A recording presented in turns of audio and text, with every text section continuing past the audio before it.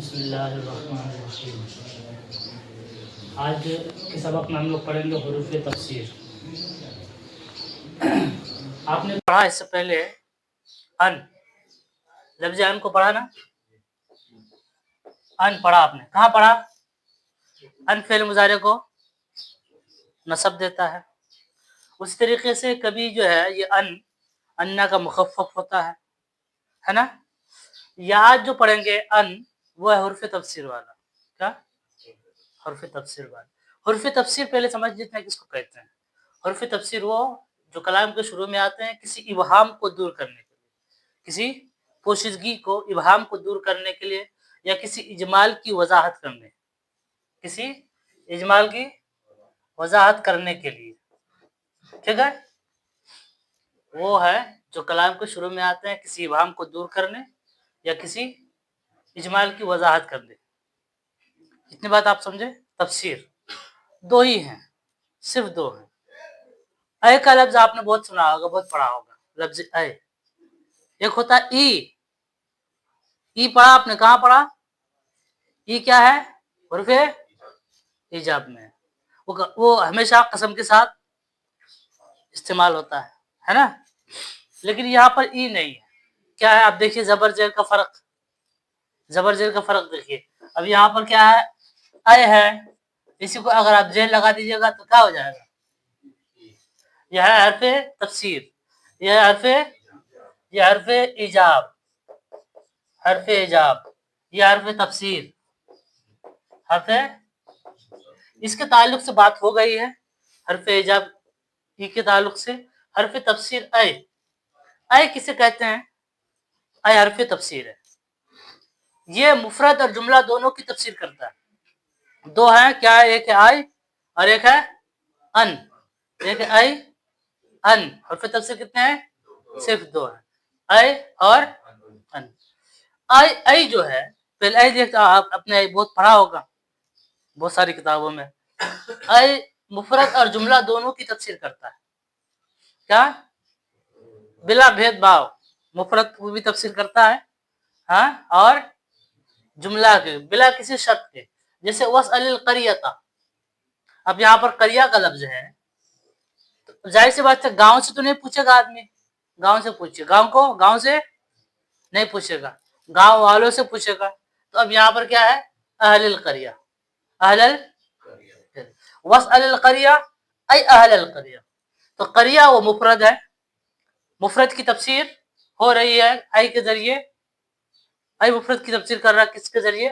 اہل القریہ کے ذریعے۔ سمجھ میں آئے بات؟ مفرد کی تفسیر ہے، تو اے مفرد اور جملہ دونوں کی تفسیر کرتا ہے۔ جیسے اب جملہ کی دیکھیے، یہ ہے مفرد کی تصویر، کس کی؟ مفرد کی تفسیر، مفرد کی تفسیر ہے یہ، اور یہ جملہ کی تفسیر ہے، کس کی؟ جملہ۔ قطع رزقہ، اس کا رزق ختم کر دیا گیا، اس کا رزق ختم کر دیا گیا۔ تو رزق آدمی کا ختم کب ہوتا ہے؟ جب مرتا ہے۔ تو اب یہ بھی جملہ ہے، کیا؟ جملہ فعلیہ ہے یہ بھی۔ اور ماتا یہ بھی کیا ہے؟ جملہ ہے، پھر اپنے فائل سے مل کر جملہ فعلیہ خبریہ ہو۔ سمجھ گئے آپ؟ مفرد اے جو ہے مفرد کی بھی تفسیر کرتا ہے اور جملہ کی بھی۔ مفرد کی تفسیر کی مثال دیکھ لیجیے آپ یہاں، وَاسْأَلِ الْقَرْيَةَ اے اہل القریہ۔ تو یہاں پر کیا مراد ہے؟ اہل گاؤں والے مراد ہے۔ اور یہ جملہ کی مثال ہے، جیسے قطع رزقہ اے ماتا رزقہ۔ اب یہاں پر دیکھیے قطع رزقہ، فعل مجہول اپنے نائب فاعل سے مل کر وغیرہ ہوگا، جملہ فعلیہ خبریہ ہو کر جملہ ہوگا۔ یہ ماتا یہ بھی کیا ہے؟ جملہ ہے، تو جملہ کی تفسیر کرتا ہے۔ اتنی بات سمجھ گئے؟ تو صرف آپ کو کیا یاد رکھنا ہے؟ اے دونوں کی تفسیر کرتا ہے، مفرد کی بھی اور اے دونوں کی تفسیر کرتا ہے، مفرد کی بھی جملہ کی بھی۔ اتنا یاد رہے گا۔ اب ان دیکھیے، ان صرف مفرد کی تفسیر ان سے صرف مفرد کی تفسیر کی جاتی ہے، ان سے صرف مفرد کی تفسیر کی جاتی ہے، لیکن اس میں بھی شرط ہے۔ کیا شرط ہے؟ کہ وہ مفرد قول کا ہم معنی مفعول بہ ہو، ہر مفرد کی تفسیر نہیں کرے گا۔ ان جو ہے ہر مفرد کی تفسیر، بلکہ کیا شرط ہے؟ وہ مفرد قول کا ہم معنی مفعول بہ ہو، قول کا ہم معنی ہو۔ کیا؟ قول کا ہم معنی ہو، لفظ قول کا مفعول بہ نہ ہو، صراحتاً قول کا مفعول بہ نہ ہو. جیسے یاد رکھیے نادیناہو ایا ابراہیم، تب یہ ندا ہے. کیا ہے یہ؟ ندا. میں نے آواز دی، میں نے پکارا، تو یہ قول نہیں ہے. قول، لیکن قول کا ہم معنی ہے. کیا ہے؟ قول کا ہم معنی ہے. تو قول کا ہم معنی ہو، کہہ رہے نادیناہو ایا ابراہیم. اب یہاں پر دیکھیے ان تفسیر کر رہا ہے نادیناہو بلفظ ایا ابراہیم. اصل عبارت یوں ہے، اصلی عبارت یوں ہے. اتنی بات سمجھ گئے آپ؟ اچھا، کیا ای سے مفرد اور جملہ دونوں کی تفسیر کرتا ہے؟ ان صرف کس کی تفسیر کرتا ہے؟ مفرد کی، لیکن شرط کے ساتھ کہ وہ ان جو ہے وہ مفرد قول کے ہم معنی مفعول بہ ہو. قول کے ہم معنی مفعول بہ. کبھی ان مفعول مذکور کی تفسیر کے لیے بھی آتا ہے، جیسے اذ اوحینا الی امک ما یوحی ان اقذفیہ.